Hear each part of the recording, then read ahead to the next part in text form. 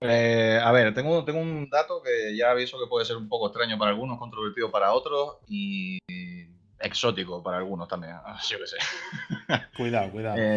Resulta de que hay un país, voy a desvelar el país al final, pero hay un país en el que si te pillan que te has separado de tu pareja, te ha separado por motu propio, en plan de los dos han dicho ya se acabó la relación y te separas y tal, si te pillan, los dos se van a la cárcel.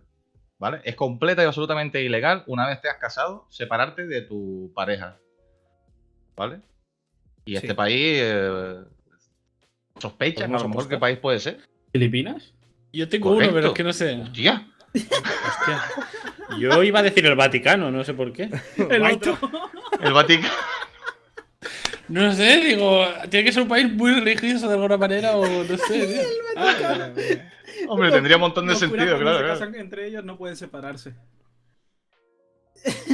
Ay, Dios mío, ay, Dios mío. Y ahora viene la pregunta importante, que es ¿cómo lo sabías tú, White, eso? No sé, he disparado, digo yo qué sé. Voy a tirar por un país de estos raros que tengan. Nada, que vimos en la He época dicho. de la información y Guaito se lo sabe todo. He dicho, cerca de Asia ahí pasan cosas raras. Yo voy a tirar por allí, yo qué sé. Vete a comprar la quiniela, voy a poner la quiniela. O algo, bueno, no sé. Lo haré luego del podcast. Pues ¿sabes lo que os digo yo? Que estoy en algo de acuerdo con ese país.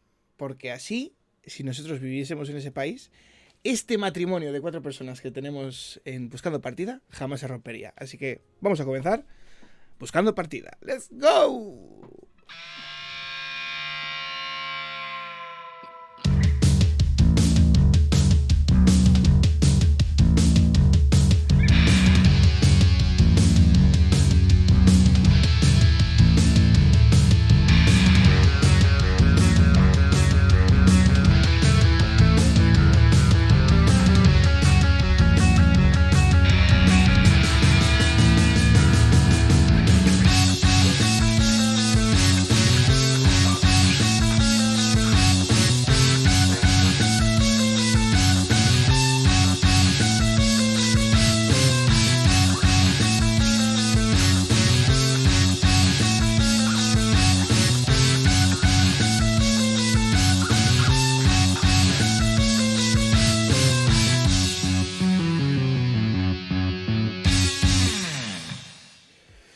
Muy buenas a todos, ¿qué tal? ¿Cómo estáis? Bienvenidos al programa número 4 de Buscando Partida. Vamos a ver si hoy conseguimos encontrar una buena partida.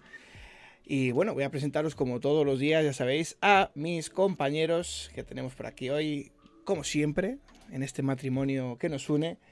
Al señor Mercat, ¿qué tal? Buenas tardes, Merc. Te he visto hacer caras, Bien. cuando... Es que ha sido un poco raro, la verdad.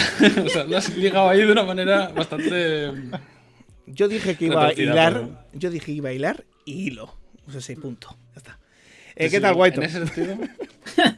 Buenas tardes. Yo creo que un matrimonio de 4 multitud, pero bueno, ya veremos. No me juzguéis, no me juzguéis.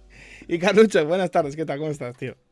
¿Qué tal? Pues aquí, preparándonos para, no sé, el primer adulterio de esta relación, o no sé. No sé cómo tomármelo ya. Antes que nada, voy a recordarle a toda la gente que nos está escuchando que pueden seguirnos en Twitter, que de momento es la única red social de las que disponemos. No somos nada pesados, molestamos como una vez en semana, más o menos, así que también es una relación bastante fiable. @buscando partida en Twitter. Y después nos pueden buscar en cualquier otra plataforma de podcast. Anselmo, te estamos buscando ya, Anselmo, que se está poniendo la cosa peligrosa. La gente que nos siga ya sabe de qué estamos hablando. Y nos pueden encontrar en cualquier plataforma por Buscando Partida. ¿Y tú qué tal, Poki? ¿Cómo va eso? Pues muy bien, yo, en fin, tampoco me juzguéis demasiado por mis hilares ahí de Está temitas, bien hilado, pero está bueno. bien hilado. Muy bien hilado. Oye, yo qué sé, estoy en un matrimonio. Así que nada, yo creo que vamos a dejarnos de matrimonios de 4 personas y vamos a empezar con el primer tema que hoy va a comenzar Merck. Así que, Merck, cuéntanos un poquito, ¿qué nos traéis hoy? Pues bueno, hoy vamos a conocer un poco todo lo que viene a ser un evento que se hace anualmente, que se llama RoboCup.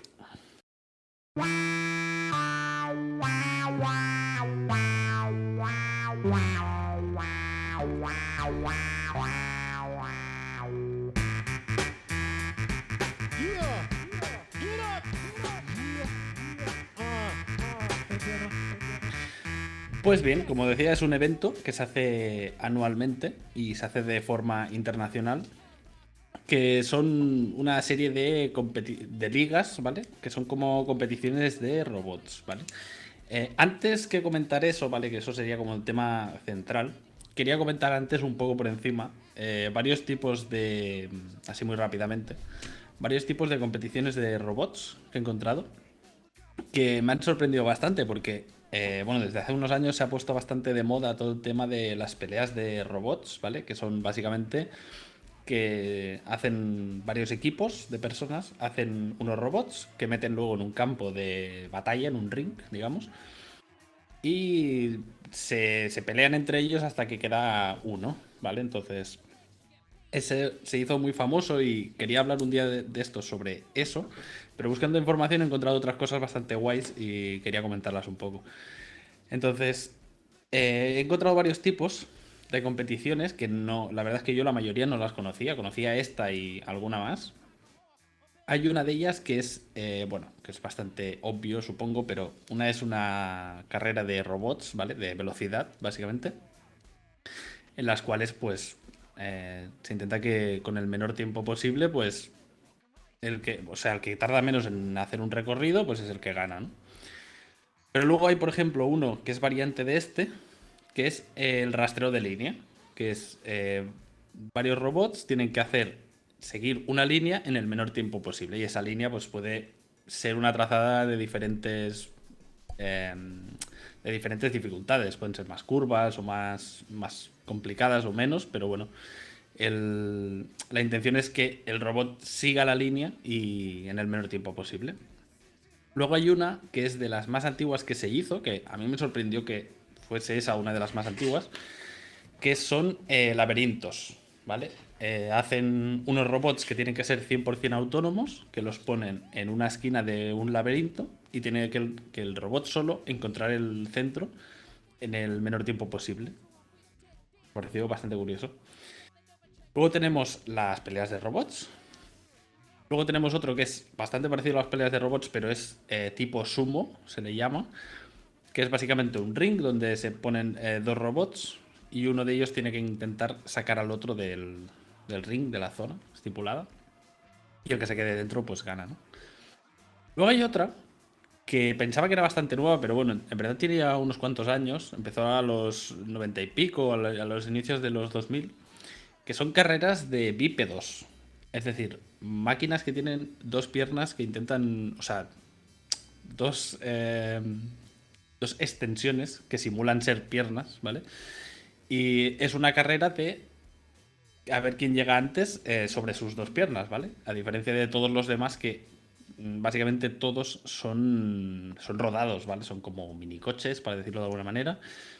Pero en cambio, en este solo se permiten robots que tengan una especie de dos piernas. Y luego, obviamente, pues hay muchos más tipos, ¿vale? Por ejemplo, hay algunos que son de aéreo y estoy seguro que hay muchos más, pero en menor nivel. Entonces, dentro de todo este sector hay un evento que se llama RoboCup, ¿vale? Que es el tema central del que he traído hoy. Porque me ha parecido muy interesante que en un mismo evento juntan un montón de cosas. La mayoría, ¿vale? Realmente está orientada a fútbol, ¿vale? A fútbol con robots, básicamente.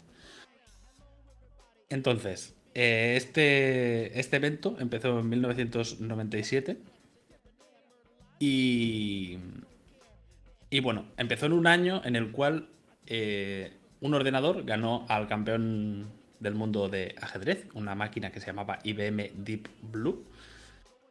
Y ese mismo año, la NASA, con la misión de Mars Pathfinder, logró que un robot autónomo fuera capaz de aterrar en Marte, ¿vale? Claro, esto fue hace un montón de años y ya pues estaba bastante empezaba a avanzar todo el tema de la inteligencia artificial y de todo este tipo de mecanismos. Entonces, en ese año empezó este evento. Entonces, su objetivo con el que nació este evento también me ha parecido bastante curioso, ¿vale? Su objetivo que igual es un poco surrealista, ¿vale? Pero su objetivo es que a mitad de este siglo un equipo completo de humanoides autónomos sea capaz de jugar un partido de fútbol contra un equipo de fútbol real, contra el campeón del último mundial que se ha disputado, ¿vale? Ese fue como su objetivo cuando idearon este proyecto. Y bueno, la verdad es que queda un poco lejos, seguramente. Y a Yo mitad quiero de ver este eso siglo- ya, por favor. ¿Dónde está? ¿Te imaginas que ganan? Yo dudo mucho que a mitad de este siglo se pueda conseguir, pero sí que creo que a lo mejor hacia el final o a principios del siguiente puede ser una cosa bastante viable. Pero bueno, eso ya Sí, no puede ser dirá que el para tiempo, ¿no? finales de este siglo todavía haya que pulir bastantes cosas, así que... Claro, porque al final conseguir un objetivo como este, ya no el hecho de ganar, ¿vale? Sino el hecho de tener un androide o humanoide, ¿vale? Es una cosa muy complicada, más que nada porque tienes que tocar muchísimos aspectos para que el conjunto llegue a ser algo parecido a un humano, ¿vale? Eso es toda la parte física, toda la parte de los sensores, de saber lo que hay alrededor, de las posiciones, yo qué sé, influyen un montonazo de cosas como para... Aunque luego se use para jugar al fútbol, ¿vale? Pero para poder llegar a eso, realmente implican muchos aspectos de la tecnología, ¿no? Entonces, por eso creo que está guay que hagan este tipo de eventos para ir avanzando, ¿vale? En mayor o menor grado, pero avanzando y dando visibilidad a este tipo de mejoras tecnológicas, ¿no? Entonces, ellos tienen varias ligas en las cuales, bueno, cada una toca un poco sus aspectos concretos. Y yo creo que eso también está guay porque le da una forma, pues eso, ¿no? De que cada uno se pueda centrar en una cosa y luego en un futuro, a lo mejor, cada parte de esa sumada, pues dé un resultado mucho mejor que si intentas directamente hacer de todo, ¿no? Entonces, una de las ligas principales que tienen es la del fútbol, que tiene varias categorías, ¿vale? Tienen una de tamaño pequeño, otra de tamaño mediano, otra de tamaño grande, y luego tienen una como de junior y no sé qué movidas, que es básicamente, pues eso. Todos los equipos, hay dos, bueno, cuando hay un partido son dos equipos, pero bueno, en general todos los equipos utilizan los mismos robots, ¿vale? Exactamente igual, la parte del hardware, digamos. Y entonces eso les permite que los participantes se centren únicamente en el software, ¿vale? En la parte de la programación y de cómo usan ellos, cada uno, cómo le sacan el máximo rendimiento a ese hardware a través de su software. Entonces, el objetivo, bueno, la norma, es que se manejan de forma autónoma, ¿vale? Es decir, no hay alguien con un joystick detrás controlándolo, sino que lo sueltan ahí y dicen, venga, empieza el partido y todos los 22 robots empiezan a jugar cada uno de forma autónoma. Obviamente, pues eso, sabiendo qué es lo que tienen que hacer, en qué posición están, cuáles son sus compañeros para poder jugar en equipo, hacia dónde tienen que marcar, cómo chutar el balón. Realmente influyen un montón de partes, ¿no? Y me pareció muy curioso. Y bueno, básicamente eso está. La estándar es la normal, ¿vale? Una que tiene más forma como. Se parece un poco más a las humanos. En plan que pues tienen dos piernas y tal. Y luego, por lo que he estado viendo, los que son pequeños y medianos, hay muchos que ni siquiera tienen forma ni humana ni nada. Simplemente había uno que parecía un Rumba, por ejemplo, ¿vale? Entonces parecía más un partido Bueno, de eso es un hockey o poco algo así. despectivo lo que acabas de decir, pero bueno, pobre rumba, por Dios. Bueno, son robots, no tienen sentimientos, Carlucho. Aunque, Tienes razón, aunque tienes el razón. Detroit, aunque el Detroit, en fin, bueno, no vamos Aunque a entrar Detroit por te ahí. pueda demostrar lo contrario. Ya hablaremos en detalle Sí. si no tienen sentimientos o qué. Sí, sí, sí. Pero bueno, era un decir que por la forma, para que os imaginaseis de alguna forma pues la estética que tenían, ¿no? Entonces, esa es una de las categorías y por lo que tengo entendido es de las más famosas o principales. Y luego hay, pues, por ejemplo, otra que sí que tiene realmente forma humana, pero forma humana más seria. O sea, la primera que os he dicho tenía las piernas cuadradas y, en fin. No parecía tanto un humano, sino la típica imagen de un robot antiguo que podríamos tener. Entonces, esta, por ejemplo, son robots con forma humana y intentan replicar pues lo que también os comentaba un poco por encima antes, ¿no? Que se tienen que saber localizarse, tienen que saber de alguna manera replicar los sentidos, ¿vale? En plan el tacto de la visión, del oído, todo eso. Y pues eso, andar, correr, golpear un balón, el balance a la hora de golpear un balón, por ejemplo. Y bueno, está muy centrado en eso, ¿no? En replicar de alguna manera también toda la parte de los sentidos, porque como los anteriores también son autónomos, ¿vale? Luego hay otro que es simulación 2D y 3D, ¿vale? Cuando yo he visto la primera imagen, pensaba que era un FIFA o algo así, y resulta que no. Resulta que realmente es una simulación, o en el primer caso en 2D y la segunda en 3D, en 3 dimensiones, en las cuales hay dos equipos con 11 jugadores cada uno, pero cada jugador realmente tampoco es controlada por nadie, sino que son como programas autónomos, ¿vale? Cada jugador es como está programado libremente para que luego cuando se pongan a jugar y empiecen el partido, pues eso, sepan lo que tengan que hacer, pero programado independientemente. Entonces, bastante curioso, bastante curioso. En los eventos pues lo ponen ahí con pantallas gigantes y tal, como si fuera un partido de fútbol normal, y bastante curioso. Es un Luego hay, eSport, pero no, porque realmente está ahí. O sea, está entre que puede llegar a ser un deporte, pero habría que ver, ¿no? Sobre qué base. claro, claro, y claro, no llega a ser un eSport porque tampoco hay nadie que lo controle, realmente, porque es Sí, sí, que por eso te digo, está ahí. Es súper raro en donde se mueve esta industria. Está en la línea, Sí, justo. Habría que generar Sí. roboses para que controlen los roboses y las competiciones de roboses. Entonces sería Un todo ya. Inception de roboses. mira, una cosa que no he mirado es si había árbitro, y el árbitro también era un robot. Eso no lo he mirado, pero Hay estaría que mirar curioso eso, hay que también. mirar eso. Luego hay otro tipo que está más orientado a superar obstáculos y gestionar superficies y pues eso, obstáculos diferentes, que es uno de rescate, que es bastante, me pareció muy curioso también. Que es básicamente, ponen una especie de escenario en el cual hay un objeto que se tiene que recuperar, ¿vale? Para llegar a él, pues tienes que pasar por diferentes tipos de superficies, de obstáculos y tal, e intentar ir allí y rescatar ese objeto. Obviamente, imagino que esto luego en un futuro se va a usar también para tareas de rescate, pues ya sea para bomberos o para la policía o para este tipo de casos, porque es muy útil realmente, porque hay situaciones en las cuales un humano no puede acceder a un sitio por ser pequeño o por cualquier cosa, y en cambio un robot, pues se podría colar por ahí y hacer lo que tuviera que hacer, ya sea, yo qué sé, llevar comida a alguien que está encerrado en un sitio, no sé, se pueden dar muchas aplicaciones cotidianas, digamos, a este Y tipo de robots. operaciones de rescate en general, Pero luego tenemos robots que desactivan bombas. también, sí, Sí. sí. Sí, porque los robots en general pueden asumir ciertos riesgos que un humano, pues igual no le apetece, ¿no? Vas a ver en el futuro. La veo negra, Sí. ¿eh? Madre mía.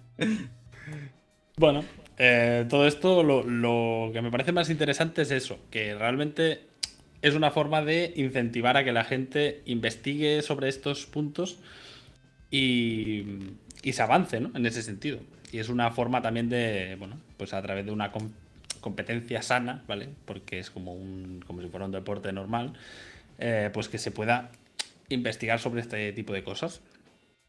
En este mismo sentido, hay otra que es Robocub. El nombre es un poco raro, no sé por qué es así, pero bueno. Es Robocub@home, ¿vale?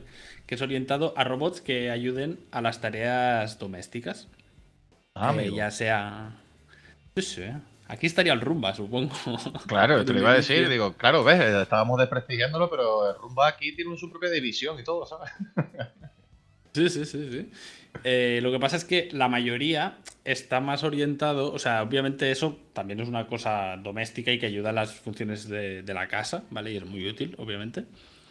Pero es bastante curioso porque tal y como enfocaban la propia descripción de la propia web de este evento, está como muy orientado también a la interacción y cooperación con humanos, manipulación de objetos, adaptabilidad a comportamientos, o sea, como, como darle la parte, como dando mucha parte psicológica de alguna manera, digamos, o sea, que no sea una tostadora, sino que sea algo más, que a lo mejor pueda detectar qué situación está ocurriendo para saber cómo tiene que actuar él, para poder ayudarte de una manera u otra. O sea, algo como mucho más sofisticado, ¿no? Y eso quiero investigarlo más y si da para otro tema, lo quiero traer un día, algún punto de estos concretos, porque me parece muy interesante. Me parece muy Queda interesante. pendiente porque eso es un temón, ¿eh? El tema este de toda la implementación de la robótica en general, en nuestro día a día cotidiano y en algunas operaciones así especiales y tal, es alucinante. Es un tema súper interesante y en actualidad, además. Ujú. Sí, porque hoy en día está explotando todo el tema de la inteligencia artificial y bueno, eso también da para, obviamente da para otro, ¿no? Pero así muy resumidamente, en la parte de la programación parece que hoy en día se está expandiendo como mucho y está siendo mucho más accesible para la gente de lo que lo era antes, o esa es la impresión que me da a mí, porque cada vez más hay más programadores independientes, ¿no? Que acceden a este tipo de proyectos y hacen cosas muy guapas. Entonces, pues bueno, por ejemplo, el Robocube es un lugar donde esa gente puede hacer algún proyecto para poder participar en este evento y, bueno, pues poder ganar reputación y creo que hay premios también. Y luego, como último apartado, estaría el tema de la logística, que sería más como para un almacén, ¿vale? Un robot para poner en un almacén, que básicamente sea coger objetos, transportarlos, colocarlos. Imagino que estos objetos pues, podrán ser más delicados o menos, más pesados o menos. Entonces, la idea de la mayoría de estos robots es que sepan adaptarse, que no sea una cosa muy tosca y muy bruta, sino que sepan detectar, pues si por ejemplo un objeto es pequeño, pues cogerlo con menos fuerza y si es más pesado, pues cogerlo con más fuerza y tal. Entonces, todo este tipo de cosas está muy interesante. Antes de acabar, me gustaría hacer aunque bueno, una de las preguntas que tenía apuntadas pues ya ha salido un poco antes, ¿no? Que si veíamos, si creíamos que algo así podría ser posible este siglo, pero bueno, ya más o menos yo creo que todos estamos de acuerdo que viendo el nivel que avanza la tecnología es algo que se va a conseguir con el tiempo, pero seguramente pues quede un poco de tiempo. Pero bueno, lo que sí que os quería comentar, ¿vale? Así rápidamente, uno por uno. Os quería preguntar si cuál de las categorías os ha parecido más interesante personalmente, ¿vale? Os recuerdo así muy rápidamente. Teníamos la que era más como de fútbol, la que eran más como humanoides, la de simulación 2D y 3D, Ujú. la del rescate, la del home y la del logístico. ¿Vale? Entonces empecemos por Carlucho, tú mismo.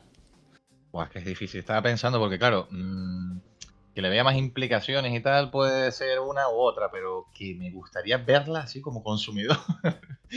Yo creo Claro. que lo que más me fascinaría ver es lo de los rescates, tío. Ver la parte de dónde se meten los bichos y cómo hacen según qué cosas, eso sería brutal, tío. Eso me fliparía. Eso tiene que ser interesante. Y yo de seguro que en un futuro se van a usar para muchos tipos de rescates. A lo mejor no como herramienta principal, pero sí como un soporte para casos Sí, concretos donde no se puede acceder o lo que sea, ¿no? claro. Entonces, Poki, ¿cuál te ha parecido más interesante, tío? Es que yo estaba pensando justo lo que ha dicho Carlucho, vamos, que es una de las que te gustaría ver y luego otra es la que más falta hacen o más útiles podrían llegar a ser, ¿no? Pero es que la de rescate tiene esos dos puntos bastante unidos, ¿no?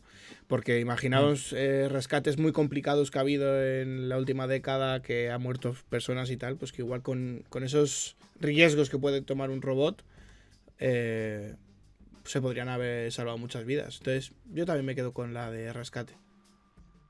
Bueno, 2-0. ¿Y tú, Guaito? Yo estoy entre dos, pero es que realmente me planteo lo mismo. Una es por el entretenimiento, que creo que me gustaría ver a los de aplicación rollo fútbol, porque tiene que ser increíble eso. Sí, es que eso Pero también. en cuanto a funcionalidad y a ser práctico, creo que es totalmente lo de los rescates. Uf, goleada. Mm, Mira sí, sí, quién se sí. llevó el partido. Claro, obviamente es eso, ¿no? Es la más útil a nivel genérico, digamos. Obviamente es esa, ¿no? Lo que pasa es que, claro, esto también es un evento que está centrado en todos estos temas, pero también, obviamente, está centrado en el entretenimiento, ¿vale? Yo lo pregunto en plan general, pero obviamente sí, el rescate es la que es más. Es la más útil. O sea, si tuviéramos que elegir una entre todas ellas, pues obviamente sería el rescate. Mm. Totalmente. Y dicho esto, le voy a pasar el testigo al siguiente compañero. Waito, ¿qué nos traes hoy por aquí? Hola, pues yo vengo a hablar de uno de mis hobbies, probablemente con el que haya pasado más tiempo que en los videojuegos, que ya es decir. Oh. Y son las bicicletas de Uf. piñón fijo. Así que yo hoy vengo a hablar del ciclismo y dentro del ciclismo la cultura fixie.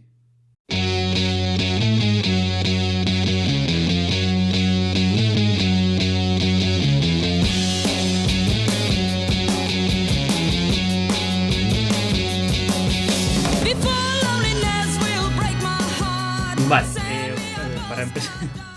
para empezar a poneros en sitio, para los que no sepan lo que es una fixie o una bicicleta de piñón fijo, voy a empezar por ahí. La bicicleta de piñón fijo la conocemos todos porque todos las hemos visto en los velódromos. Todas las bicicletas estas de velocidad son de piñón fijo. La relación de el piñón y cómo gira la rueda, cómo giran los pies con los pedales, va totalmente unida y no se puede parar. O sea, si tú dejas de pedalear, la bicicleta se detiene porque no está obteniendo movimiento. Es una bici muy sencilla, es una bici que tiene una funcionalidad que es ir muy rápido porque son ligeras y no tienen problemas más allá mecánicos porque realmente es un piñón, un plato y la cadena y ya está, no hay cambios, no hay patillas, no hay mecanismos de por medio. Y que en algún momento, y yo investigando sobre toda la información, se llevó este tipo de bicicleta se llevó a la calle con una geometría un poco cambiada porque para ir en un velódromo tienen una geometría muy estandarizada y tienen que ser eh, para que no tengan tanta se me olvida la palabra, tío. Resistencia al aire. Entonces tienen que ser bicicletas hechas para ir muy, muy rápido. Y en el momento en el que esto pasó un poco a la calle, se cambiaron ciertas cosas, como es el eje de donde van los pedales y el plato, subirlo un pelín, porque al girar en la calle, cuando te tumbas muy, muy rápido, a veces pegaba el pedal en la calle y cosas así. Con todo esto, la investigación que me puse yo a buscar, porque realmente sé lo que sé como usuario de una bicicleta de estas hace muchos años, pero de la historia no conocía mucho. Y llegué a un libro que se llama Bike Messenger's Life New York City, donde habla que el inicio de estas bicicletas y de esta cultura que podríamos decir que es como un grupo urbano que va en bicicletas de piñón fijo y se instauró mucho en los mensajeros.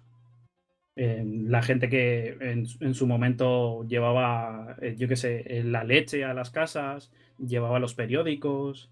Empezó por ese punto y acabó en lo que viene siendo hoy, que es un poco un fenómeno de masas y una moda mucho más grande.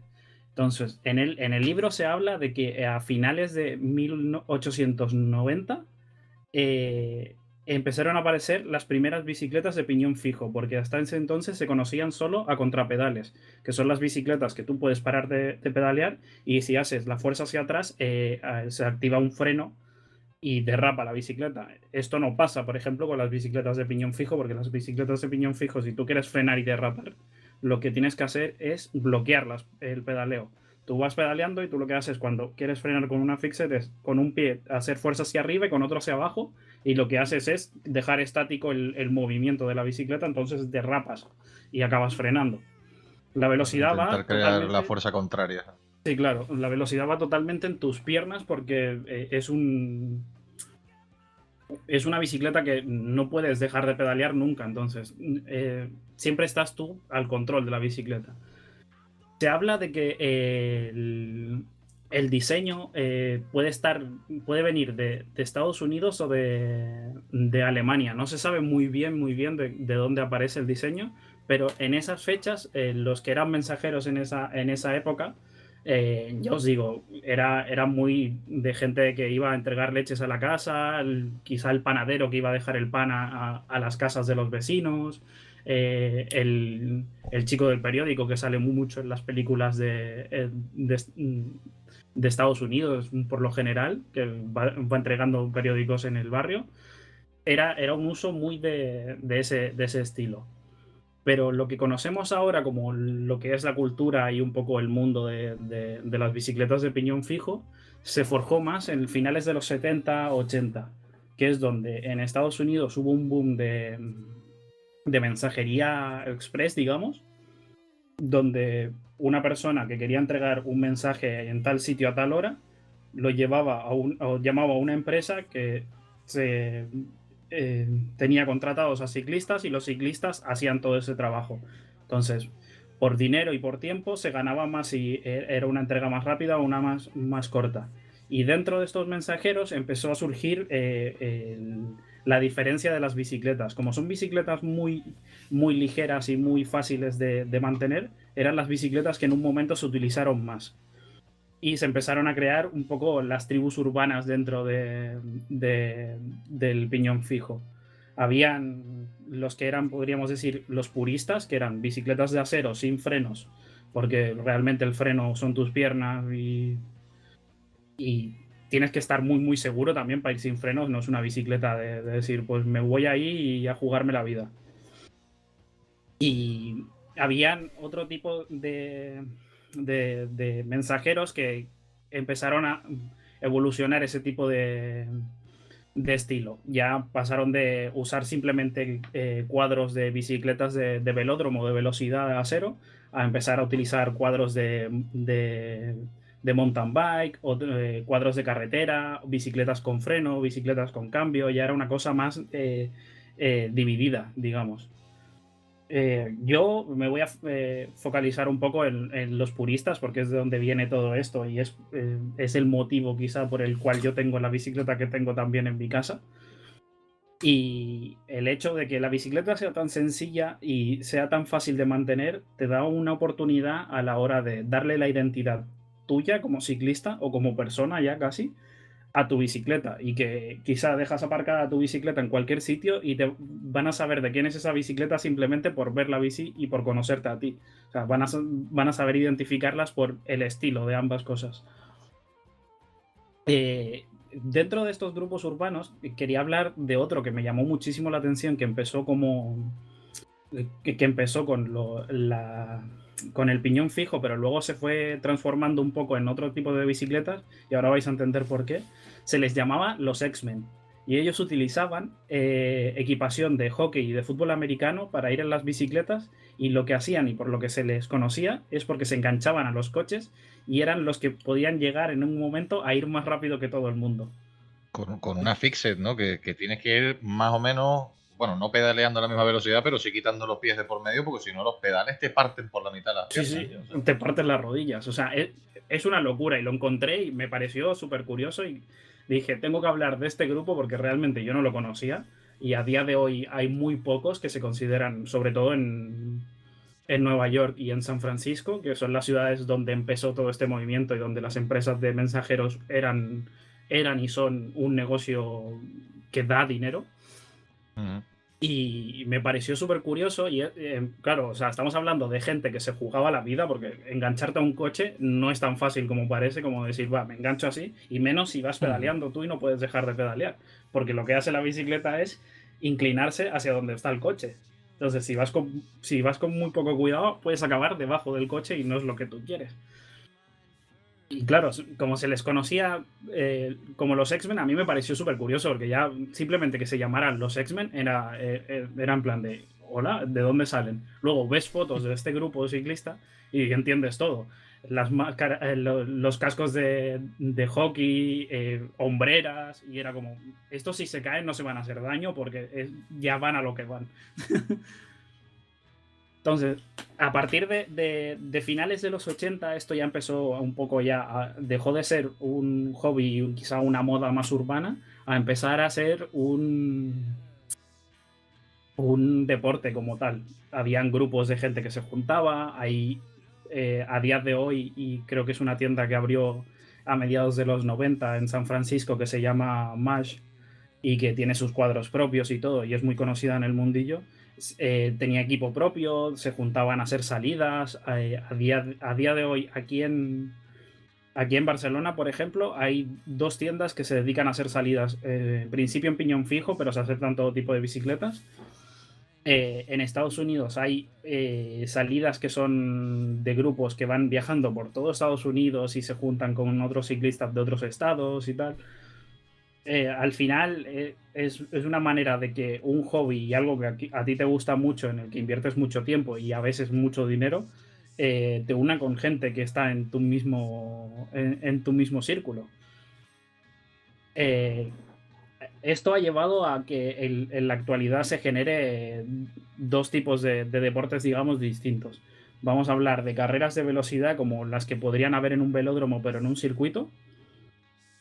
Y luego hablaríamos del freestyle, que es adaptar lo que es la BMX en el piñón fijo.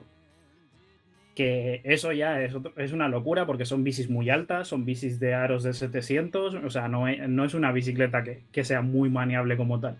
Luego ves según qué personas y la verdad es que es admirable lo que pueden llegar a ser con según qué bicicletas. Y a día de hoy tenemos las competencias más conocidas que podríamos tener de piñón fijo. Tendríamos el Red Hood Criterium, que es una carrera que se hace en distintos países y que el año pasado se tomó un stop porque querían organizarla mejor y tal. Y podríamos decir que es como el circuito profesional del piñón fijo. La gente del Red Hook hace más carreras, como hace una maratón y hace otro tipo de disciplinas, pero en el piñón fijo se destacó por eso, porque llegó con un ranking y con equipos profesionales, y con Sinelli por un lado, que tenía un equipo que solo iba con Fixie en la calle. Llegaron lo que pasó mucho, que es mensajeros que trabajaban todo el día encima de la bici y empezaron a competir, y son los mejores ciclistas que pueden haber, primero porque se conocen muy bien la ciudad, y ahora hablaremos del siguiente tipo de competencia, y segundo porque son trabajadores que tienen que hacerlo rápido y saben que pase lo que pase, tienen que llegar rápido a cualquier sitio. Entonces son deportistas, digamos, explosivos. Los voy a llamar deportistas porque realmente lo considero que son, porque es bastante admirable lo que hacen. Y luego lo otro más conocido y lo que se sabe que se hace en casi todas las ciudades son los alicats. Que los alicats son, podríamos decir, una gincana en bicicleta. A ti te dan un manifiesto, que el manifiesto igual tiene 8 firmas distintas, y tienes que viajar por la ciudad en la que estés buscando los manifiestos, a veces en un orden, a veces da igual el orden. Te haces tú la ruta en plan de tengo que ir a tal sitio, y te haces tú la ruta más eficiente, la ruta que mejor conozcas. Y aquí es donde sobre todo los mensajeros destacan muchísimo, porque claro, o sea, qué mejor ventaja que conocerte como nadie la ciudad en la que vas a competir. Y a partir de aquí voy a hablar de otra competencia que se hace todos los años, que es la Monster Truck. Y la Monster Truck es conocida como la carrera de mensajeros más grande del mundo. Se hace en Nueva York y se juntan mensajeros de prácticamente todo el mundo. Es una locura. Si investigáis un poco vais a ver vídeos de las carreras, y la verdad es que son de infarto, porque no soy fan de que se encasilla al mundo del fixie, de que se saltan los semáforos y tal, pero en este tipo de carreras, como son carreras, son una competencia y tienes que ganar, pues son de infarto, se saltan semáforos, pasan entre coches. Es bastante espectacular verlo, pero luego si quieres hacerlo tú tienes que tener mucho cuidado y hay que saber cómo y dónde. Que quieras o no, a ellos se les puede considerar un poco como profesionales, porque al final, si es un mensajero que está corriendo, él está haciendo eso todos los días. Y está mejor que preparado que una persona que diga, hostia, cuánta adrenalina y cuánta cosa, voy a salir a ver si me vuelvo loco, ¿sabes? No, no pasa nada, pero voy a ser muy pesado con eso, que hay que tener mucho cuidado con lo que se hace, porque además las leyes están por algo, y que es una bicicleta en la que un despiste muy tonto puede ser una factura muy, muy cara. A esas Y no de velocidades dinero. y entre los coches, en fin. Sí, aparte que Sí, es sí. eso, que el freno está en las piernas. Como te descuides mucho, bueno, puede pasar de cualquier cosa. Ahí hay un debate bastante amplio porque hay muchos usuarios de Fixie que usan un freno delantero o algunos que usan los dos frenos y luego están, como he hablado antes, que podríamos decir que los puristas piensan que estas bicicletas no deben llevar freno porque no están hechas para llevar frenos. O sea, si a día de hoy te puedes comprar bicis de marcas muy, muy buenas que quizás te puedes gastar 5.000, 6.000, 7.000 euros y ya directamente no traen el hueco para poner un freno a la bicicleta. Entonces, claro, ya ahí ya es de cada uno. A mí me ha pasado mucho y como llevo más de 10 años con este tipo de bicicleta, me pasa de que me siento mucho más seguro en esta bicicleta sin frenos que en una con freno. Por el simple motivo de que yo, cuando llevo frenos, sé que aprieto el freno y voy a estar quieto. Pero cuando voy con la de piñón fijo, tengo que ir con la mirada 10 metros por delante para ver todo lo que está pasando, porque si tengo que pegar un frenazo de emergencia, el rango de error es mínimo. Más complicado. Entonces ahí ya entra el uso de cada uno. Yo no voy a hacer apología de nada porque hay cada uno. De la vida, hacemos apologías de la vida. Vamos, que los puristas Correcto, están correcto. locos. No, los puristas simplemente es lo que pasa siempre, que es un poco la apreciación a la bicicleta y al deporte como un poco como arte, digamos. Que las bicicletas son una pieza de arte única, que te acompañan a ti a todos lados y son, digamos, una extensión de ti, porque al ser una bicicleta tan simple y sin velocidades y nada, pues es una bicicleta súper dura, es nerviosa, es una bicicleta a la que te tienes que hacer tú con ella. Tienes que pillarle el rollo, tienes que empezar a conocerla. Y es cuando descubres que quizás, a mí me pasó que yo llevaba igual desde los 12 años sin coger una bicicleta. Cumplí 18 o 19 cuando me compré la primera y fue un mundo distinto. O sea, fue una experiencia totalmente diferente a todo lo que había tenido yo encima de una bicicleta. Y por eso me encantó. Pero claro, eso ya es una cosa muy, muy propia y de esto. Tengo dos datos curiosos que la verdad es que son bastante interesantes. Uno de ellos es que en Estados Unidos, sobre todo en Nueva York y en San Francisco, que son en las ciudades donde se basaron un poco las bases de esta cultura, los mensajeros son los que lucharon por el uso del móvil, digamos, del manos libre para trabajar y para el poder subir las bicicletas al metro. O sea, son ellos los culpables de que a día de hoy, si alguien pincha en cualquier sitio, te puedas ir a tu casa en metro y no te digan nada. Me parece Gracias, Mm. bastante. amigos mensajeros. Sí, claro, o sea, salvando vidas, porque madre mía. Y el segundo dato curioso, y este es uno que quizá asusta un pelín, porque a vista de lo que os he estado contando y de los grupos como los X-Men y gente que era un poquito más, digamos, adicta a la adrenalina, el segundo dato curioso es que en algún momento fue el trabajo con mayor índice en mortalidad en Nueva York. A día de hoy ya no lo es, pero en algún momento lo fue, yo creo que a finales de los 90. Y estuvo en el top 3 o en el top 5 del listado de mortalidad en Estados Unidos como trabajo. O sea, estamos hablando de que en algún momento de esto, los mensajeros salían a jugarse la vida directamente. Madre mía. Es una locura. Yo, un poco hablando de esto, quería preguntaros así por encima si alguno ha tenido alguna experiencia o conoce algún tipo de subcultura, digamos, en la bicicleta. Que voy a empezar por Poki, que creo que antes me ha dicho que conocía las BMX y en algún momento había pillado alguna. Sí, a ver, yo en mi infancia siempre quise una y porque en mi pueblo se pusieron muy de moda. Y había como el rollito de tienes una de montaña, eres un triste, ¿sabes? Pero yo al final no tuve ninguna y pero aquí se mal usaba, ¿no? O sea, no era lo que tú me estabas contando, ¿sabes? Aquí la gente la utilizaba mucho con estriberas y tal para llevar a los amigos y poco más, ¿sabes? No, Sí, bueno, uso de barrio, digamos. ya sabes, ¿no? No había mucha gente intentando hacer estas cosas que tú nos has contado. Era mucho más postureo, yo creo, en esa época. Entonces, pero sí, a mí me gustaban mucho y me llamaba mucho la atención. A mí me llamaba la atención para verme rozar un poco los codos con el suelo. Lo único que al final, pues, me hice un poco de popo. Lo mío es detrás de un ordenador. Está claro. Tú, Carlucho, que encima vives en una isla, que ir en bicicleta es casi como ir en San Francisco, subidas y bajadas. No, exacto. O sea, vivo en una isla que es un volcán. O sea, aquí lo más llano que hay es el salón de mi casa, ¿sabes? Nada, aquí sí, aquí hay una cultura de fixies, de BMX, de bicicletas de montaña, bueno, bicicletas en general. Porque o bien te bajas y te subes la pendiente, o bien vas relajado y subes en el tranvía y después bajas ya en bicicleta. O sea, hay muchísima gente aquí que lleva eso. Y aquí yo he visto las fixies muchísimo más que en otras partes de la península, por ejemplo. Sí. Está mucho más extendido. A mí me parece súper curioso, además, porque hay un grupo bastante amplio de gente que va en fixie y que es de Santa Cruz, además. Sí, exacto. ¿Y tú, Merck? ¿Alguna cercanía con...?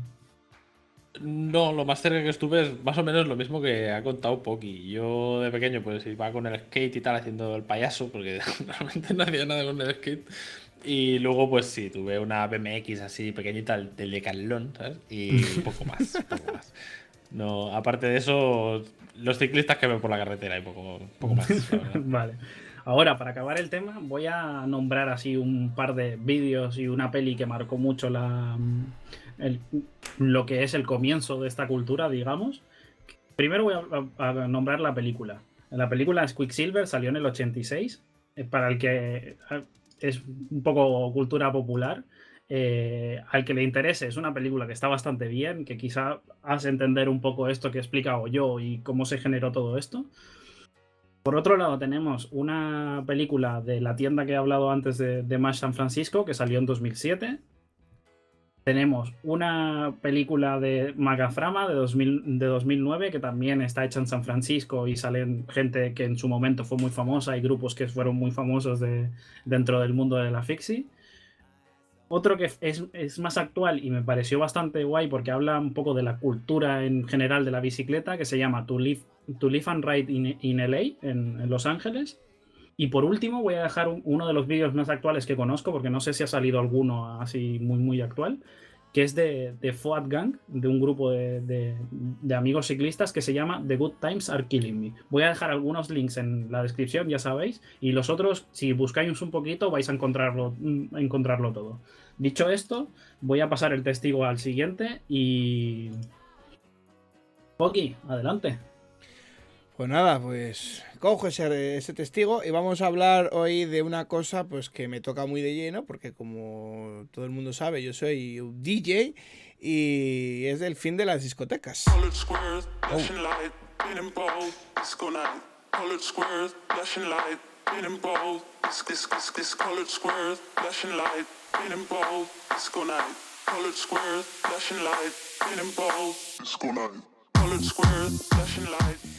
Bueno, y el fin de las discotecas, eso que parece que nunca va a cerrar porque está hasta altas horas de la madrugada, pues parece que según lo que están dictando las costumbres de las nuevas generaciones de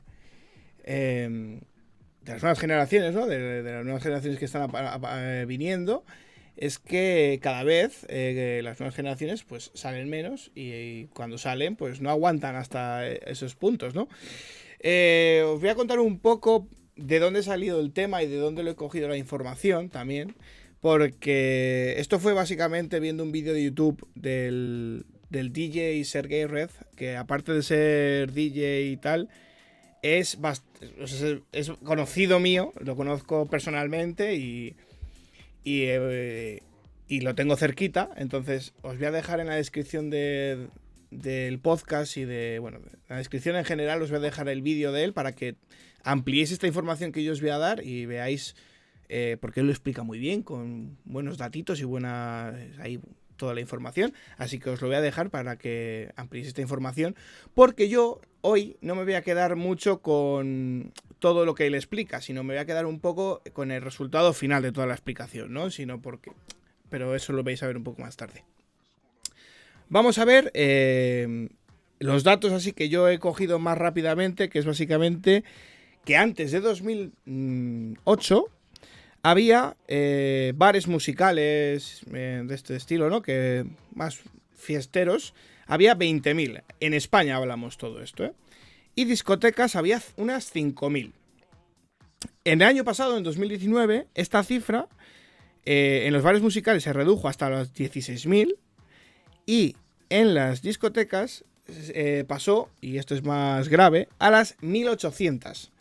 Y es que todo el mundo, yo creo que ahora mismo se estará acordando de su ciudad o su pueblo, o ¿sabes? Y estáis viendo seguramente cómo la Penélope cerró es verdad, ha cerrado. Ha cerrado, y esta también ha cerrado, y cada vez están cerrando más y más discotecas. Sobre todo más acentuado en esto, en discotecas. Porque son las que más aguantaban, más tardías, ¿no? Las discotecas grandes y las discotecas que tenían sí. bastante aforo, ¿no? Digamos. Eso es, sí, las que no precisamente las que abrían a las 12 de la noche, sino las que abrían igual a eso, a las 3, 4 de la mañana, que eran las que Abrían más cogían tarde. eso es, Sí. las que cogían el testigo. Sobre todo esas yo las que más he visto que sean las que han sido más perjudicadas y han cerrado. Vamos a analizar el siguiente punto y vamos a ver un poco las causas por las cuales las discotecas o los pubs musicales pues han cogido y han ido desapareciendo poco a poco. A mi modo de ver, y yo creo que es bastante común en el pensamiento de la gente, uno de los motivos más grandes que ha achacado en la última década a este negocio ha sido la gran crisis económica que se ha atravesado. Obviamente, cuando tienes menos nivel adquisitivo, lo primero que eliminamos es el ocio e intentamos buscar el ocio de otras formas más baratas o incluso gratis, ¿no? Por quedar con los amigos en una casa o otras cosas. De hecho me lleva al siguiente punto, el ocio en casa. El ocio en casa en la última década ha aumentado un montón.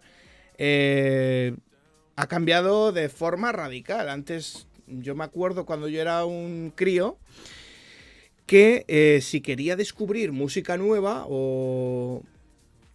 si querías escuchar música nueva, ver a los mejores DJs, tal, no tenías una ventana como es YouTube o no tenías una ventana como es Spotify, sino que tenías que ir a ese sitio, descubrir esa música que él ponía y luego dentro de X tiempo aparecían pues discos o cintas de aquellas, aunque yo la cinta no la he vivido mucho tiempo, pero sí que la he vivido, donde aparecía esa música. Aquí hay un perro viejo, ten cuidado. Ya, bueno. Hay un perro viejo y mojado, venga, continúa. Luego, ¿qué más cosas qué más causas se ven que han podido causar este cierre masivo de discotecas o que está haciendo que se cierren discotecas y tal? Yo creo que también se salía de fiesta para socializar, o sea, para conocer amigos, para ligar, obviamente, y eso con las redes sociales que tenemos actualmente, ya sea Twitter, Facebook, Instagram o bueno, todas en general, pues eso ha venido un poco a suplir, ¿no? Ese vacío ese momento en el que tú vas a la discoteca a ligar, a conseguir una amistad, porque ahora literalmente te puedes levantar de la cama y mientras te haces un café puedes estar hablando con personas nuevas mediante Instagram para conocerlas. Sí. Entonces, hay más motivos, la verdad, y hay más formas de ver, porque yo que sé, por ejemplo, hay una cosa que no me tenía apuntada, pero os lo salto ahora mismo. También las leyes de tráfico han cambiado y daos cuenta de que antes, entre otros, ahora me viene a la mente la ruta del bacalao, movía muchísimas y muchísimas personas, muchísimos jóvenes, de un lado para otro de fiesta toda la noche, pero claro, en esa época no había ni los controles que hay ahora, ni obviamente la mentalidad de responsabilidad que tenemos ahora, tanto las generaciones que hemos ido viviendo esto, como las nuevas generaciones. Las nuevas generaciones son unas generaciones que están muy comprometidas con esto, comprometidas con reducir daños a la sociedad y muy comprometidas con, obviamente, si conduces no bebas, muy comprometidas con el consumo, o sea, con el no consumo de drogas. Yo creo que eso, la información que está habiendo, está mejorando esa sociedad, ¿no? Está metiendo en la cabeza cosas que antes pues no se tenían en cuenta. Y con esto, bueno, ya os digo que en el vídeo que os voy a poner, además os voy a poner algún articulillo por ahí también en la descripción para que reforcéis esa información y si os interesa el tema, si buscáis fin de las discotecas, sale por todos lados, porque la verdad que la gente es bastante alarmista con esto. Vamos a hablar ahora, en el tercer punto, del futuro. El futuro. ¿Qué nos depara el futuro a los DJs y a la gente que todavía queremos salir de fiesta? Porque yo, ya lo digo desde aquí, yo, aunque salga menos, yo seguiré queriendo salir de fiesta. Nosotros también queremos que salgas de fiesta porque es importante. En el futuro Es contenido. En el futuro siempre se plantean varias opciones que han surgido, ¿no? Como lo que va a ser el futuro a medio largo plazo, ¿no? El primero de ellos es que la fiesta se está convirtiendo en una ventana más tardía. No es como antes, que antes se salía más, o sea, más noche y menos por la tarde. Sino que ahora se sale más después de comer hacia la noche, y a medianoche o un poco más, pues la gente se retira a descansar. Esa es una de las cosas que dicen que en el futuro pues puede dar cancha a las discotecas, sino que cambien el horario. Prácticamente van a entender eso, sino que en vez de ser de 4 de la mañana a 8 de la mañana, pues que sean de 4 de la tarde a 10 de la noche, por ejemplo, o así. Y otra cosa, y es por lo que a mí me animó, el otro punto que tengo apuntado sobre el futuro, o lo que ven el futuro de las discotecas, es lo que me ha llamado a mí la atención como para hablar de ello, y es la quimera, yo creo, de el tema de andar con unas gafas de realidad virtual, como ya se habló aquí de realidad virtual, pues andar con tus HTC Vive o tus Oculus y ponerte por la noche a X hora y quedar en bares virtuales, ¿no? En diferentes sitios donde hablarás con tus amigos, consumirás bebidas realmente, pero también virtualmente, no sé, esto la verdad que no me queda muy claro a mí. Y esto pretenden que vaya a sustituir a un local con todo lo que conlleva. Vamos a recordar que en una discoteca trabaja mucha gente. Trabaja el DJ, hola, soy yo. Luego trabajan los camareros, trabajan los porteros. Hay una inversión de dinero metida para que todo funcione, incluso hacer fiestas tematizadas. Pues esto con esta propuesta que lanzan se iría de un plumazo. Entonces, yo realmente lo que venía también aquí a expresar es que este futuro tan desligado de lo real, porque daos cuenta de que ya se ha tonteado mucho en el ámbito del DJ con que, por ejemplo, haces una fiesta en la cual contratas a David Guetta, por poner un ejemplo súper conocido, y David Guetta no se persona en el sitio ni nada, sino que o bien es una pantalla gigante dentro de la discoteca y él está en su estudio en Francia y te pone la sesión y tú lo ves en una pantalla gigante y pagas por ver esa pantalla gigante. Entonces, con este giro de tuerca, estamos hablando de que quizás podría generarse un vídeo en 3D donde te pones las gafas, estás en una discoteca completamente virtual donde estás viendo a tu artista favorito y puedes estar sentado en tu casa bebiéndote tu batido de fresa más favorito. Así que yo, sinceramente, esto lo cojo con miedo. Miedo por mi profesión, no voy a mentiros.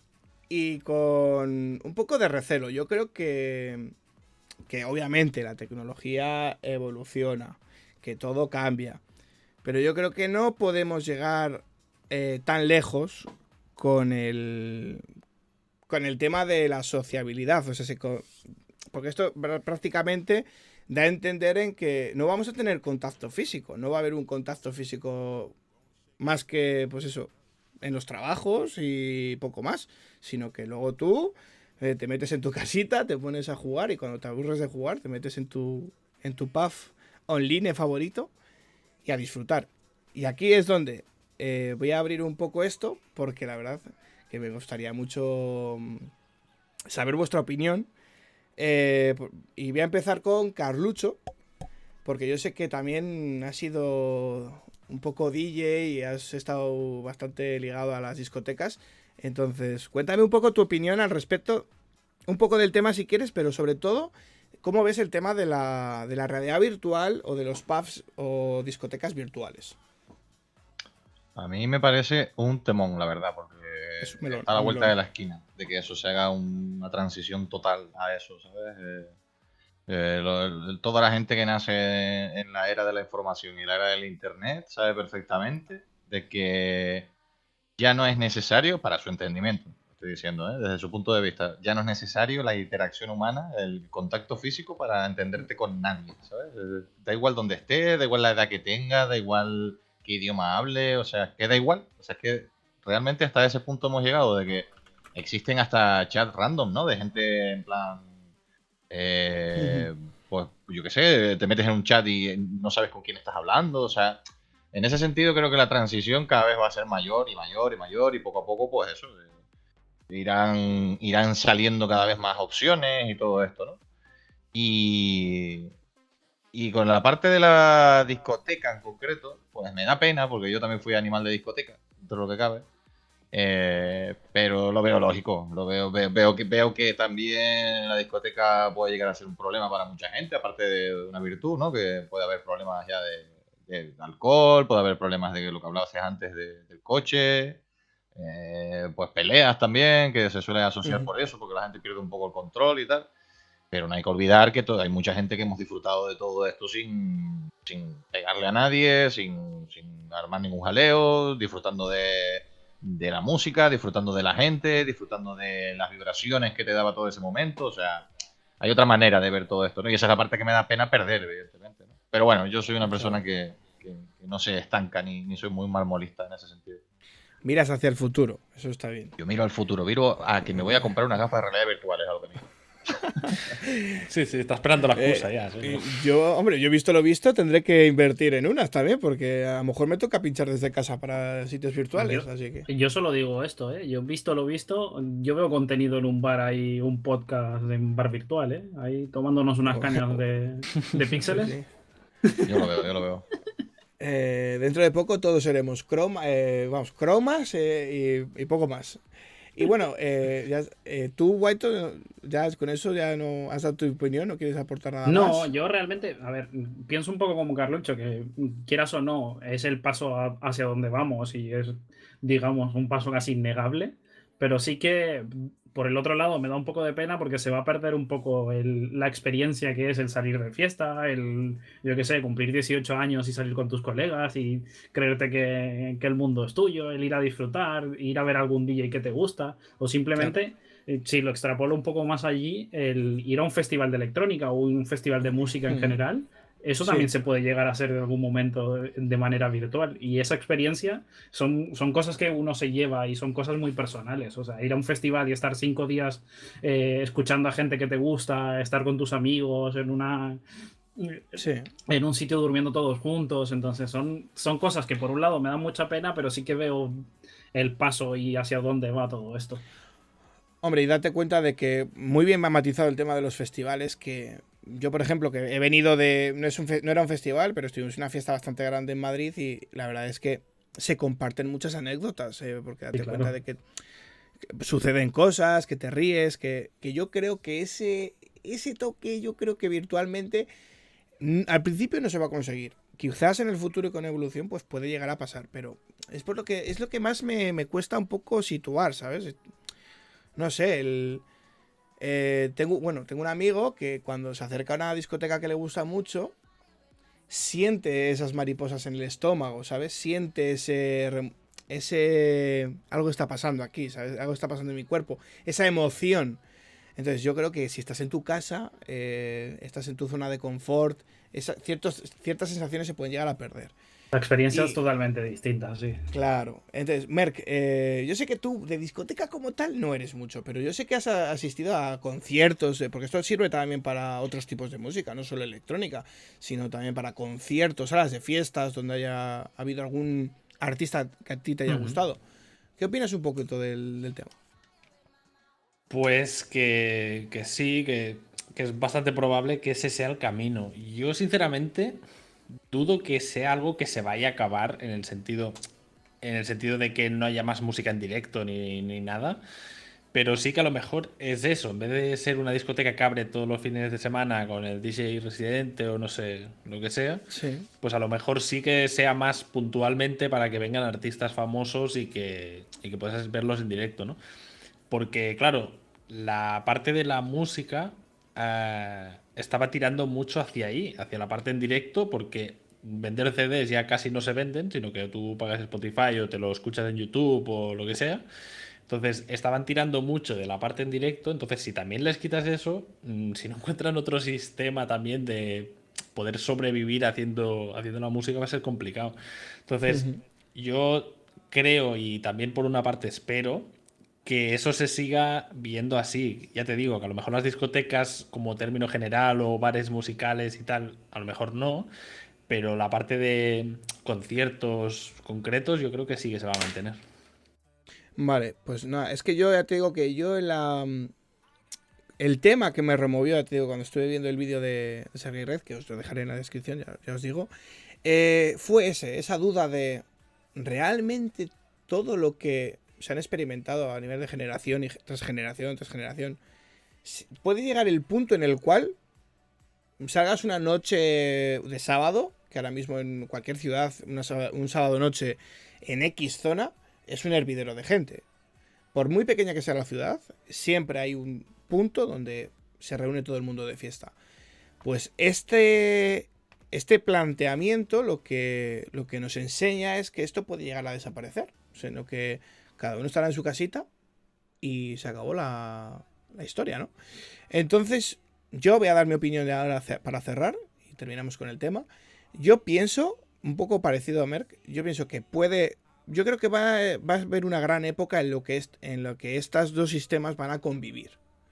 Y en lo que, por ejemplo, un sábado en el cual yo no tenga ganas de salir extremadamente, pues igual me pongo las gafitas, me tomo una Coca-Cola charlando con un amigo en el VR chat del futuro que haya y viendo un artista que me guste. Y el día que me apetezca salir de verdad, pues me iré a mi discoteca favorita de mi ciudad y me veré a mi DJ amigo X y para adelante. Se puede Entonces, compaginar. sí, compaginar. Yo veo mucho la opción de compaginarlo. O al menos, eso espero. Así que, nada, hasta aquí el tema de hoy. Y voy a dar paso al señor Calucho. A ver qué nos va a contar hoy. Calucho, ¿qué nos traes? Pues mira, Poki, hoy me levanté nostálgico y no he podido remediar traer un temarraco aquí a este nuestro podcast. Y el temarraco no es otro, sino que es los videojuegos de nuestra infancia.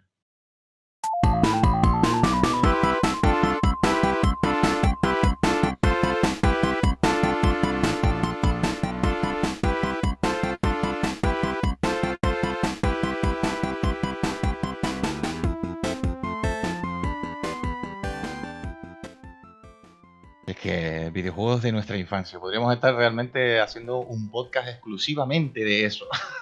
Ya te O digo, sea, macho.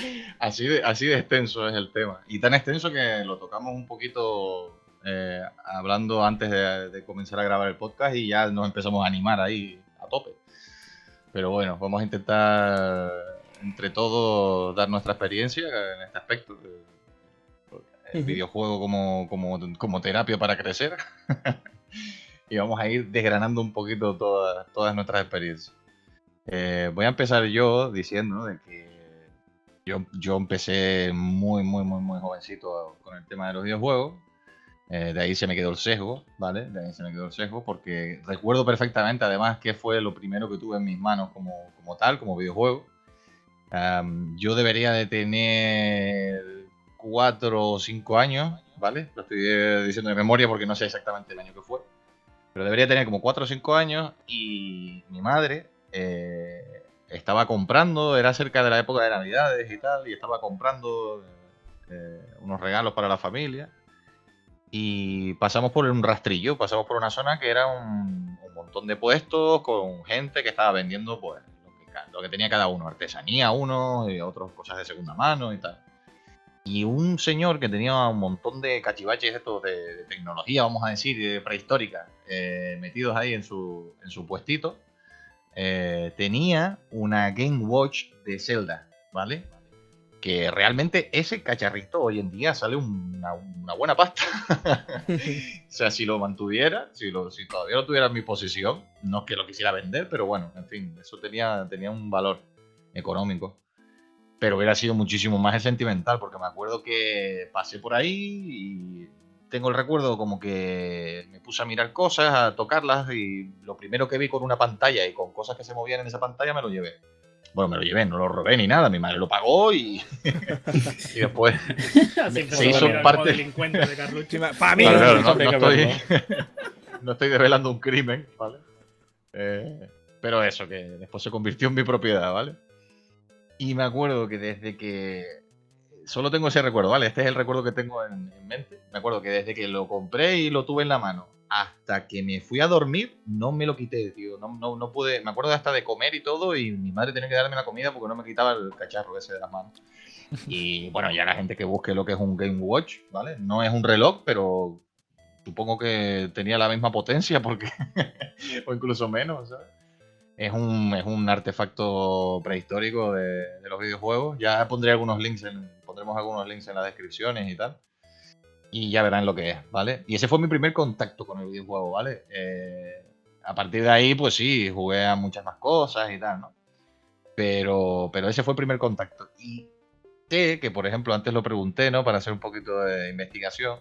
Sé que cuál fue el primer juego que más o menos tuvieron contacto aquí todos mis compañeros. Voy a empezar por Merck, que sé que tenía una duda ahí, que podía ser uno, podía ser el otro, ¿no? Sí. Estaba ahí y tal. Sí, porque fue bastante, cuando era bastante pequeño, y recuerdo que unos amigos de mis padres tenían un ordenador y tal, cuando nosotros aún no teníamos uno, no teníamos juegos, no sé, muy bien. Uh-huh. Y uno de esos pues era el Ace Ventura, que era como Juegazo. de un click and point de ir buscando, descubriendo cosas y tal. Y estoy entre ese y otro que fue, no sé si fue un poco más tarde o un poco antes, que fue el Prince of Persia 2 de la Super Nintendo. Estoy ahí, con la duda.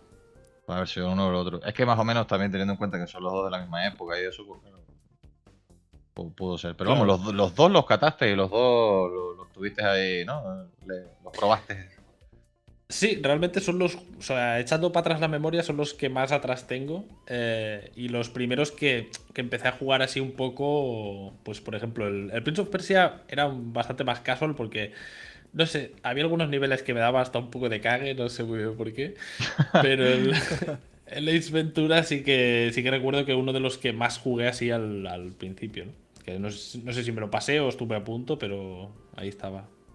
Yo es que ambos dos los recuerdo. Sé que en la época en la que salió La Ventura yo no había visto todavía las películas y sé que... O sea, no, sí las había visto, pero me acuerdo que no estaba muy todavía aficionado a las películas, entonces del juego pasé un poco, ¿sabes? Pero el Prince of Persia, sí, el Prince of Persia 2 en este caso, sí me acuerdo de verlo. Y juegazo también, juegazo también. Buena entrada en los videojuegos, Merck, enhorabuena. Has tenido una buena entrada. Gracias. Gracias. Otro que también tuvo una entrada mítica, porque fue una entrada mítica, es el amigo Poki, porque claro, estuvimos ahí haciendo un poco de investigación, porque Poki se acordaba del juego, pero no nos acordábamos de cuál en concreto, ¿no? Sí, gracias a ti he recordado cosas muy bonitas, la verdad. Porque hemos determinado que el juego era el NES Long Play. Que era yo básicamente, a mí me daban la propina los domingos y había una tienda de chucherías donde tenían una recreativa. Y yo, esa propina que me daban, me compraba una chuchería o dos y luego me gastaba todo el resto en echar monedas en la recreativa y jugaba a este juego. A la máquina. Pero un vicio loquísimo, o sea, loquísimo. Y es que yo estuve, ya lo comenté antes, yo era bastante tardío en tener consola, así que ahí le daba mucho. Hombre, a ver, a todos los amigos que nos escuchen, por ejemplo, de la parte de Sudamérica y de otras partes del mundo fuera de España, como Canarias, por ejemplo, solo decirles que aquí en la cultura, o sea, nosotros crecimos entre máquinas arcade porque sí se llevaba mucho. No te voy a decir que esto fuera tipo Japón ni nada por el estilo, incluso Estados Unidos, pero prácticamente en todos los barrios había una tienda o había un pequeño, ¿no? Un pequeño local que tenía máquinas recreativas, ¿no? Y por ahí entró mucha gente en el tema Yo de los en la videojuegos, Laguna en este tenía uno caso, a la ¿no? vuelta de la esquina. Sí. Es que había muchos sitios donde ya incluso con el paso de los años se empezaron a cerrar, precisamente porque ya nadie casi iba a los arcades teniendo los juegos en tu casa y muchísimos más, ¿no? Y incluso habían sitios que se quedaron abiertos gracias a que eso se convirtió en lo que suele pasar muchas veces en tecnología vintage y empezaron a traer arcades míticos de la época y empezaron a tener otro tipo de público. Ya no eran niños, sino eran tíos de 40 años o 50 años que venían ahí a rememorar la nostalgia, que es lo que estamos haciendo nosotros hoy aquí. Y que, ojo, cuidado, porque no hay nada más nostálgico que empezar por el Donkey Kong Country. Ojo, aquí el amigo Guaito se la mandó. El Tuvo inicio. tacto. Yo además lo recuerdo muy bien porque fue la primera consola que nos regalaron en casa. Yo tenía unos 4 años. Con mi hermano me llevo 8 y fue la consola que le regalaron a él. Vivíamos en Canadá y yo siempre he sido un niño que los fines de semana se levantaba y era muy tranquilo. Cuando llegó la consola a casa, yo lo que hacía era levantarme, ni desayunar ni nada. Me iba ahí en puntillas al cuarto de mi hermano, encendía la tele, ponía la tele muy muy bajita para no molestarlo y me ponía a jugar. Y es el recuerdo que tengo de tocar por primera vez una consola y un juego que me comió la vida. Es que yo recuerdo también el Donkey Kong Country porque había un documental que venía con las hobby consolas de cómo se había hecho el juego. Y los locos estos de Nintendo América se habían creado una paranoia que era la casa en el árbol y te contaban de que ellos desarrollaban el videojuego desde la casa en el árbol y no sé qué. Y era todo una paranoia que se habían montado y tal. Por ahí tengo que tener el VHS todavía. Algún día podríamos hablar de VHS que venían en revista. Tengo una tonelada ahí. Pero bueno, eso es una entrada por todo lo grande también. Aquí tenemos, la verdad que, bueno, Prince of Persia, el juego más mítico, uno de los juegos más míticos que puede haber de motos de las recreativas y el Donkey Kong Country. O sea, casi nada, hemos tocado 3 palos aquí por todo lo grande. Y yo tengo la virtud de ser el que se llevó el rollo más arqueológico, ¿sabes?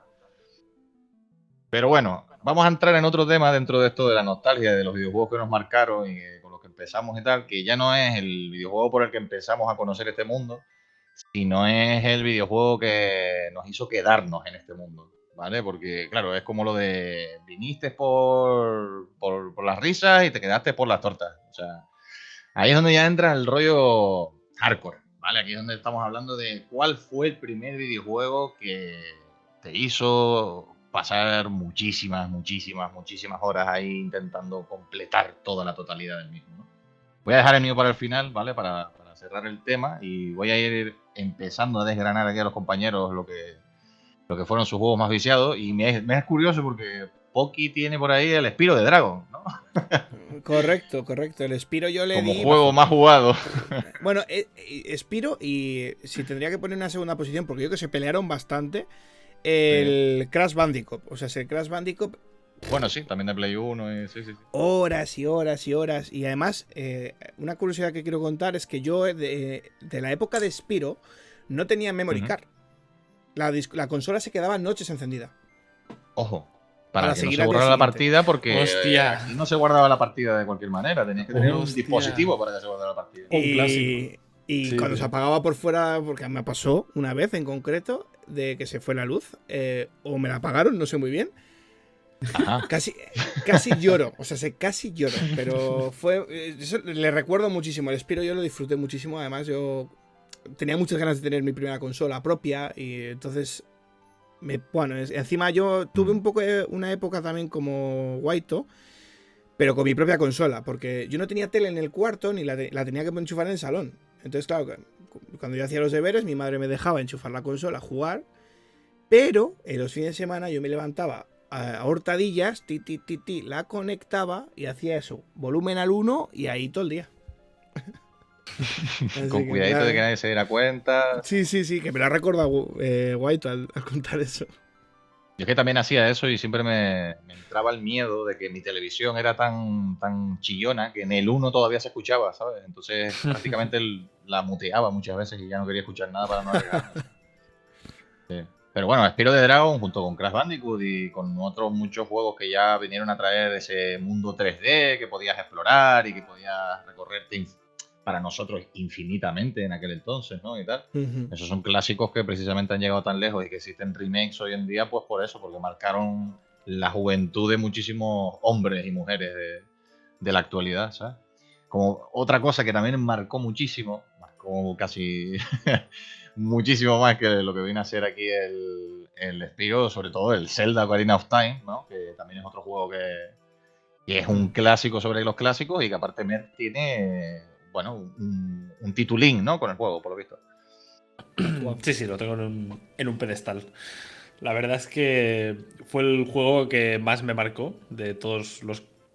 A día de hoy, a ver, ha habido muchos otros juegos mucho más guapos, pero supongo que por la edad que tenía y por todo, fue el juego que más me marcó. Y un juego en el que tenías que invertir muchas horas porque, bueno, lo comentábamos antes fuera del podcast, ¿no? Que para empezar, todos los diálogos tenías que ir con un librito al lado para ir traduciendo, porque el juego solo estaba en inglés y yo no tenía ni papa de inglés. Entonces, ¿era en inglés o en...? Sí, estaba en inglés, creo. Y claro, tenías que ir así, ¿no? Y luego para completarlo al 100% tenías que tirar de guías, porque para conseguir todas las tarántulas esas, en fin, están en sitios rarísimos y era una locura. Y le dediqué miles de horas, pues eso, los fines de semana, entre semana a veces a escondidas ahí, viciando un poco y, en fin, fue donde empecé a ver que era algo que me gustaba mucho y que quería, pues, seguir en este mundillo, ¿no? De alguna manera. Es que son uno de esos juegos que si tienes la suerte de haber conocido, ¿no? De haber entrado en este mundo por ese juego, es que ya te tienes que quedar, porque tiene prácticamente todos los elementos de pues, la aventura, las plataformas, el combate, los personajes, la historia, los escenarios. Es que lo tenía todo prácticamente. Por eso es tan emblemático, ¿no? Una pasada. Y bueno, otro que también tiene muchísimas horas, parece ser, y que a lo mejor no es tan emblemático fuera de nuestra frontera, ojo, cuidado, que luego ya sí se hizo más conocido, es el Comando, de un estudio español, de Pyro Studio, que precisamente Waito también, otro que tenía como 18.000 horas en este juego y yo, de hecho, tiene su historia. La curiosidad que tengo es que el Commandos 2 había un logro que era pasarse el juego sin matar a nadie. Ajá, Y yo lo recuerdo, conseguí. Sí. No, yo nunca. Yo me acuerdo de haberlo visto y decir, no, esto es para ser súper desarrollados. Yo era un juego que jugábamos mucho en casa y que una de mis primas lo tenía en el ordenador y lo jugábamos casi en familia, nos juntábamos los primos a jugar. Yo creo que fue el primer juego que me marcó así como para futuro, de decir, me encantan los videojuegos y me gustaría jugar más cosas. Y luego, ahora pensando, otro juego que me marcó también por lo mismo, iba a casa de un primo y lo tenía instalado en el ordenador y jugábamos casi todos juntos, era el Hitman, creo que el primero. Primer Hitman, ¿no? Qué clásico también. Que me marcó el hecho del sigilo, el tener que buscarte las misiones, el tener que ir con mucho cuidado. Y el hecho de que también ibas a casa de tu primo, te lo pasabas bien, acababas jugando un videojuego, pues eso me marcó de cara al futuro una barbaridad. La experiencia de eso, de ir a casa de alguien a jugar a algo. O sea, eso ya, amigos, piensen la última vez que hicieron eso. O sea, es complicado hoy en día, ¿vale? Bueno, es complicado. Ya no solo por el hecho de que los juegos ya no se desarrollan así de complicado y así de diferente es la industria y la vida que llevamos, que ya hay juegos que directamente ya no están pensados para que se jueguen en una pantalla partida sentados en un sillón. Y y cuando digo antes, digo hace 20 años, no digo mucho más, o incluso 15 años, se pensaban de otra manera completamente diferente, que era necesitamos que la persona que se vaya a comprar esto pueda jugar con sus amigos o sus familiares en casa. ¿Vale?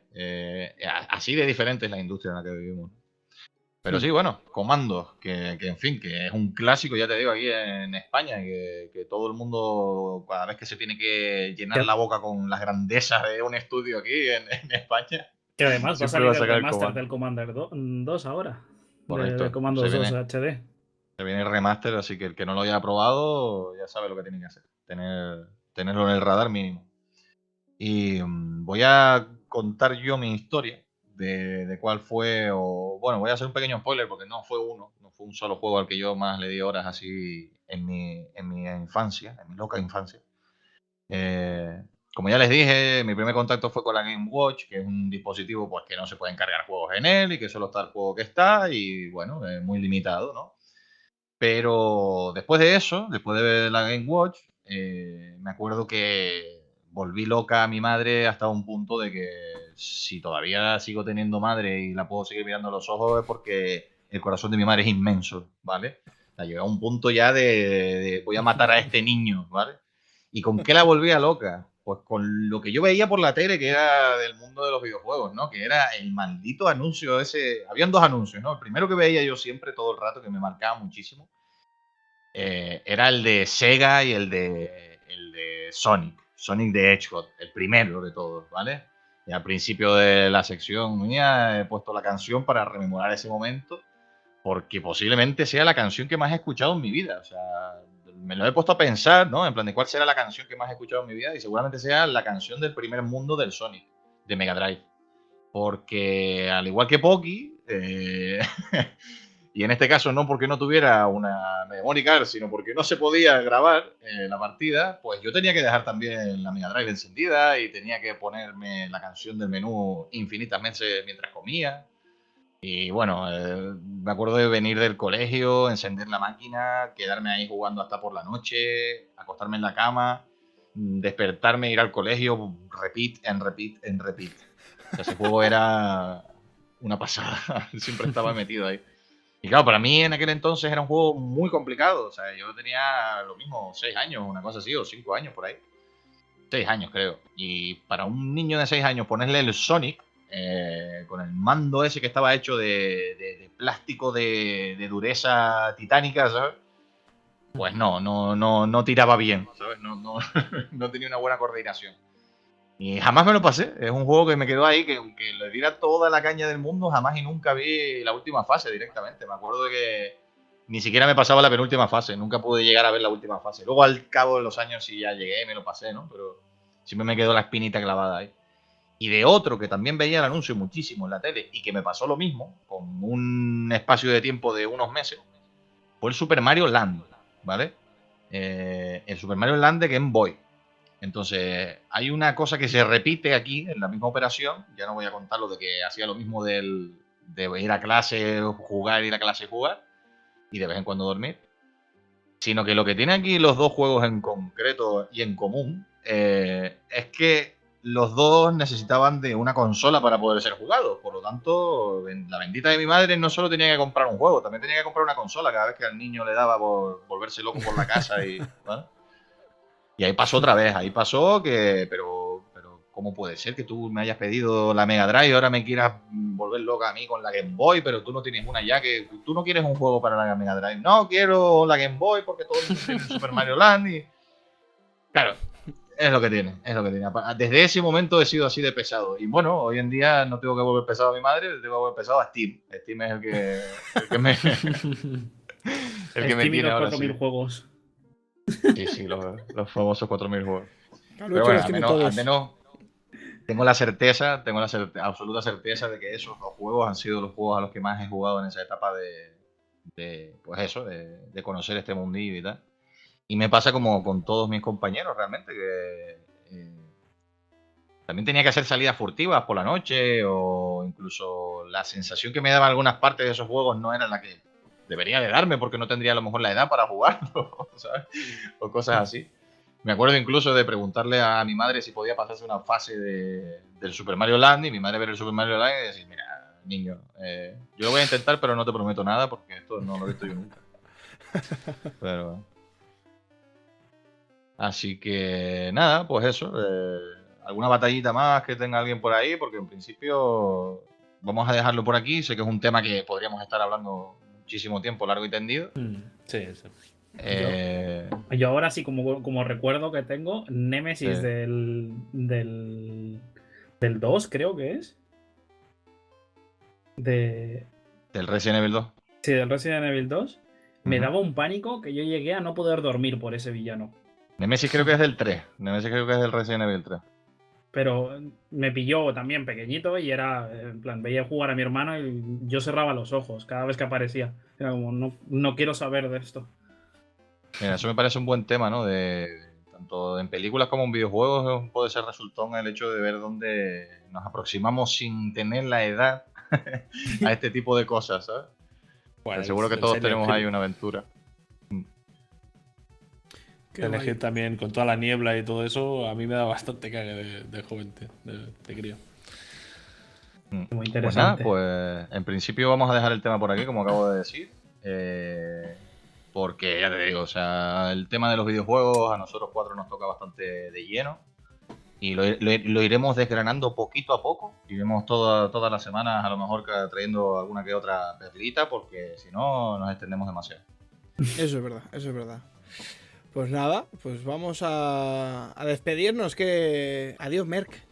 ¿Qué tal el programa de hoy? ¿Te ha gustado? Como siempre, muy interesante. Oye, había estado muy gracioso, ¿eh? Me ha gustado mucho. Y este último tema me ha gustado a mí mucho. Está Guaito, variadito, hoy ha estado variadito. ¿a ti qué te ha parecido hoy, Guaito? Los temas han sido un poco de feels y eso mola, porque estamos mostrando lo que somos y cómo somos. Y eso es guay escuchar, cuando escuchas a otra persona hablar de lo que le gusta y tal. Sí, Es muy interesante. Sin ataduras, sí señor, sin ataduras. Tal y como somos, pues aquí puestos. Y Carlucho, bueno, antes de despedirte, cuéntales a nuestros magníficos oyentes dónde nos pueden encontrar para que nos vean por todos lados. ¿Dónde nos pueden encontrar? Pues bueno, mi dirección es calle... No, a ver, tranquilidad, que de momento Quieto ahí. no vamos a dar información privada, pero sí vamos a decirles que estamos en Twitter, en @buscandopartida. No molestamos, somos unos vecinos bastante agradables, diría yo, Sí. ¿vale? Para tenernos en Twitter. Así que ya saben, todo el mundo a seguirnos allí y que nos pueden encontrar en YouTube, iba a ser Podium Podcast, pero se ve que no. En iVoox y en iTunes y Lo vamos a en arreglar. las plataformas de la fantasía, amigos, buscando partida para el mundo desde aquí, desde Guatemala. Pues nada, pues nos vamos a ir porque básicamente, pues eso, hoy ya hemos contado todo lo que teníamos que contar y nos vemos nosotros por la semana que viene en un nuevo programa de Buscando Partida, porque por hoy nosotros ya hemos encontrado partida. Así que nada, chicos. Chao, chao, chao, chao, chao.